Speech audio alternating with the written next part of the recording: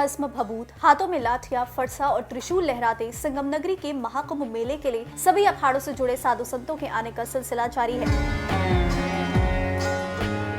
महाकुंभ क्षेत्र में श्री महापंचायती महानिर्वाणी अखाड़े की पेशवाई हुई। अखाड़े की पेशवाई में सबसे आगे देवता के रूप में भगवान गणेश और धर्म ध्वजा निकाली गई। इसके पीछे महामंडलेश्वर रथ और बग्गी पर सवार होकर निकले। जब 1000 से ज्यादा साधु संत हाथी घोड़े और रथों पर अपनी शाही सवारी लेकर चले तो वहां मौजूद लोग उन्हें एक चक निहारते रह गए। लोगों ने फूल बरसाकर साधुओं का स्वागत किया। इस बीच सबसे खास बात जो इस छावनी प्रदेश की रही वो थे नागा साधु। ये साधु अपने हाथी घोड़ों ऊंटों पर सवार थे। कड़ाके की सर्दी में तन पर केवल भभूत लगाए इन नागा साधुओं ने डमरू ढोल बाजों के साथ छावनी प्रवेश किया। वहीं इस यात्रा में उनके बीच शिव बाराती के रूप में नर पिशाच बने कलाकार तांडव नृत्य कर रहे थे। इसी बीच हमने बात की स्वामी विश्वेश्वरानंद महाराज से। क्या कुछ कहा, सुनिए। 12 वर्ष के बाद ये महापर्व आता है।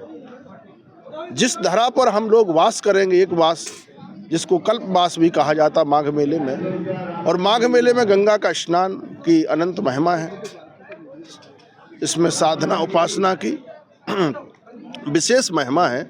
जो विशेष पर्व है जिसमें मकर में सूर्य का आगमन होगा, और सूर्य भगवान के आगमन होने से जो दिव्य तेज है यानी कीर्ति है, यश है, व्यक्ति को चहुं ओर से राष्ट्र का, मानव समाज का कल्याण के लिए ये कुंभ है। भारतीय सनातन संस्कृति की एक परंपरा का ये महोत्सव है। भारतीय ऋषियों की परंपरा का ये उत्सव है।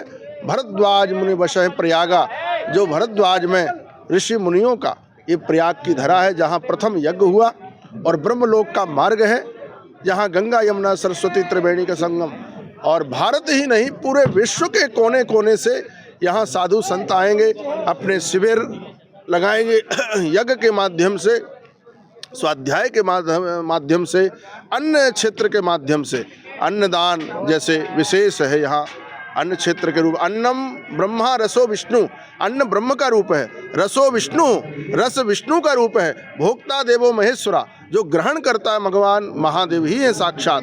तो इस तरह से भी यानी ब्रह्मा विष्णु महेश, यानी व्यक्ति किसी को भोजन करा रहा तो तीनों देवताओं को प्रसन्न कर रहा है।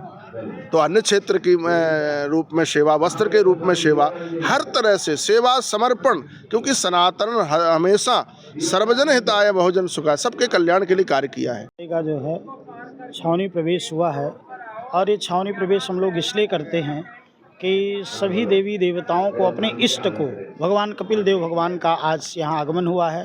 भगवान कपिल देव को हम लोग साथ में ले करके यहाँ आए, और सभी जो हमारे अवतार हैं उसमें सर्वश्रेष्ठ कपिल देव भगवान का है, जिन्होंने अपने माता देवहूति को ये उपदेश दिया है कि किस प्रकार से हमारे भजन पूजन तपस्या का जो है ये भगवान कपिल देव। तो आज हम सब लोग भगवान कपिल देव का अर्चन पूजन करके उनके साथ में छावनी प्रवेश किए हैं, जिससे कि हमारा यह 45 दिन का अनुष्ठान निर्विघ्न रूप से संपन्न हो। इसमें किसी भी प्रकार से कोई निर्विघ्नता न हो, किसी भी प्रकार से कोई बाधाएं न हो। इस प्रकार से हम लोगों ने भगवान कपिल देव के जो हमारे इष्ट हैं, आराध्यों को साथ लेकर के हम लोगों ने यह अनुष्ठान पूजन शुभारंभ किया।